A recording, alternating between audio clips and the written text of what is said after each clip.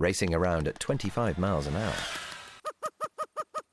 This roadrunner dad is run ragged, providing food for 3 ravenous chicks, hunting pretty much anything he can get his beak on. But each time Dad leaves, the nest is exposed. A hognose snake detects scent molecules on each tip of its forked tongue,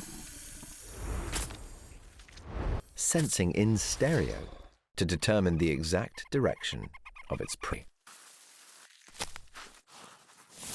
Another meal secured, Dad heads home. Just in time. With lightning reactions and a sharp 2-inch beak. Roadrunners are known as snake killers for good reason. Dad just turned danger into dinner. But now, this snake doesn't smell so appetizing. Roadrunners aren't picky eaters, but when it comes to rotten flesh, it's a pass. At least his chicks are safe. Or are they? A zombie resurrection? Or just playing dead to save his skin?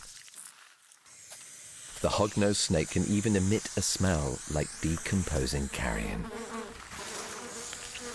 faking his own death so he can live to die another day.